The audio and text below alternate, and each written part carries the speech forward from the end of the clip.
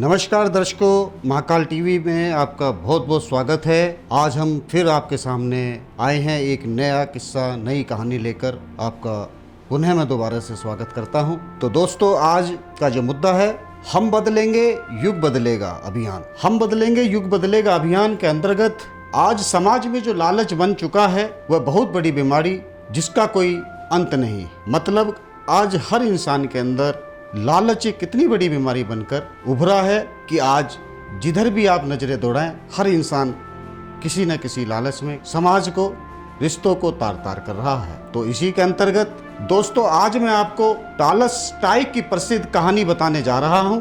उम्मीद है इससे आपको कुछ सीखने को जरूर मिलेगा। दरअसल एक आदमी के घर एक सन्यासी मेहमान ने कहा कि तुम यहाँ क्या छोटी मोटी खेती में लगे हो? साइबेरिया में मैं यात्रा पर था तो वहाँ जमीन इतनी सस्ती है, मुफ्त ही जमीन मिलती है।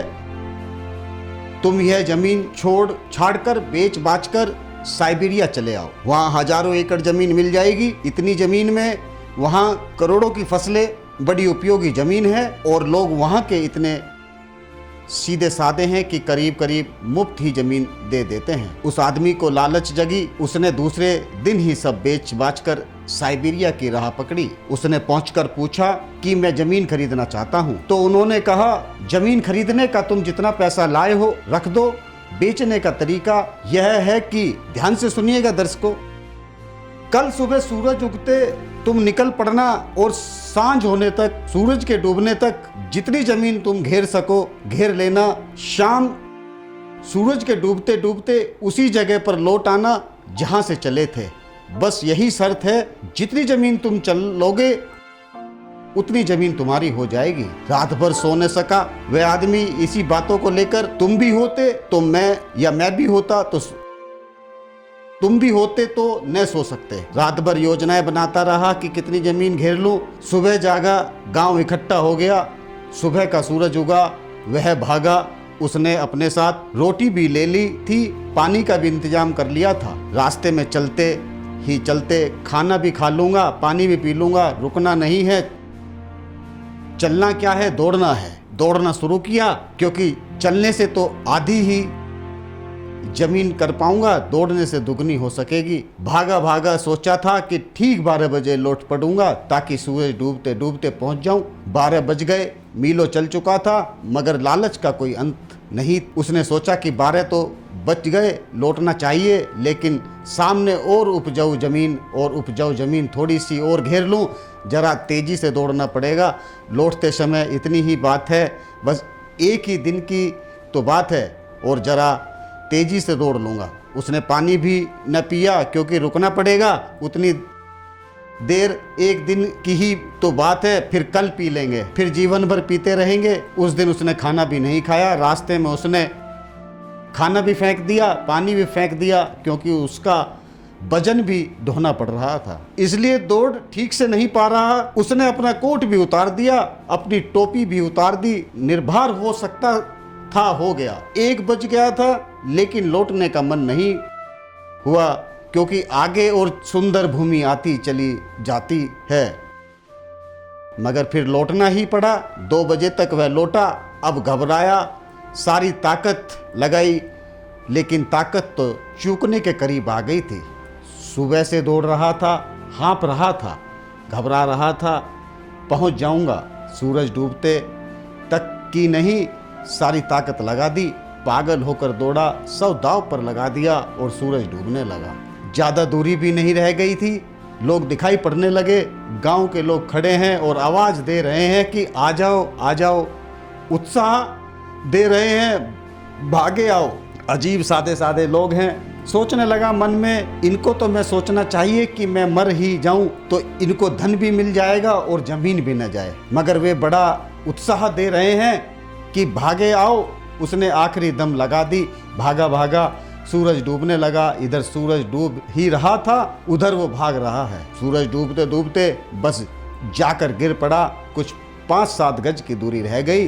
घसीटने लगा, अभी सूरज की आखिरी कोर क्षितिज पर रह गई। घसीटने लगा और जब उसका हाथ उस जमीन के टुकड़े पर पहुंचा जहां से वह भागा था, उस खूंटी पर सूरज डूब गया। वही सूरज डूबा, यहाँ ये आदमी भी मर गया। इतनी मेहनत कर ली, शायद हृदय घात दिल का दौरा पड़ा होगा और सारे गांव के सीधे साधे लोग जिनको वह समझाता था हंसने लगे और एक दूसरे से बात करने लगे। इस तरह के पागल लोग आते ही रहते हैं, यह कोई नई घटना न थी। अक्सर लोग आ जाते थे खबरें सुनकर और इसी तरह मरते थे।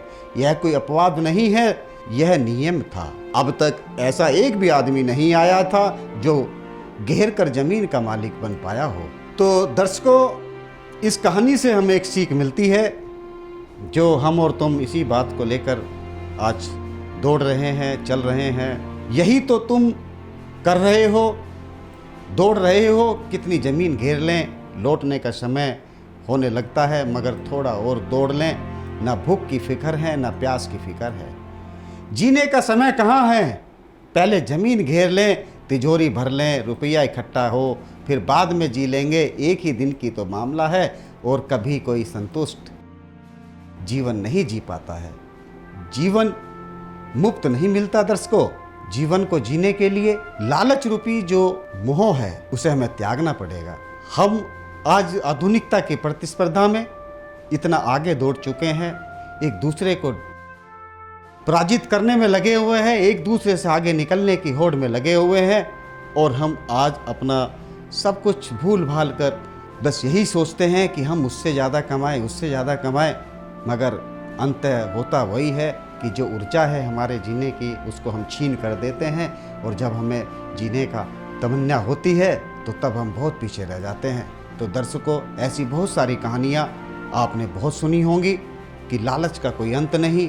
तो इससे अभिप्राय यही है कि हमें कहीं ना कहीं उस परमपिता परमेश्वर की जो शक्ति है, जिसने हमें यहाँ पर एक ऊर्जा प्रदान करी, एक चैतन्य प्रदान किया और जो भी व्यवस्थाएं हमारे लिए हैं हमें उसमें खुश होना चाहिए। हमें जो भी अपना है उस पल को खुशी से जीना चाहिए।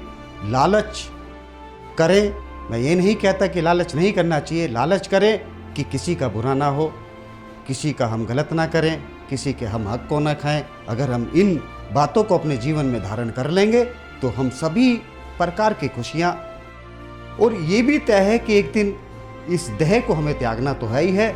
अगर जीवन में कुछ सत्य है तो एक मृत्यु जो है, जो आया है वो जाएगा। मृत्यु एक अटल सत्य है, कड़वा सत्य है, जो हम और आप सभी जानते हैं।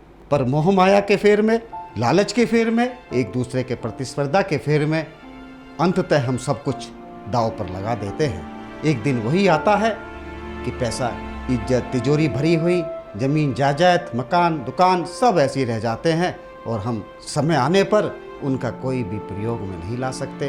तो मेरा इसी से अभिप्राय ये है कि आप लोग परमपिता परमेश्वर की दी हुई इस देह का सदुपयोग करें, लोगों को कल्याण के लिए, विश्व के कल्याण के लिए अच्छे कार्य करें। सनातन धर्म की जो परंपराएं हैं उनको हो सके थोड़ा बहुत अपने जीवन में ढालें, जिससे आने वाला भारत एक समृद्ध भारत बन सके। इन्हीं बातों के साथ आपका दिन शुभ हो, मंगलमय हो। जय श्री महाकाल। नमस्कार।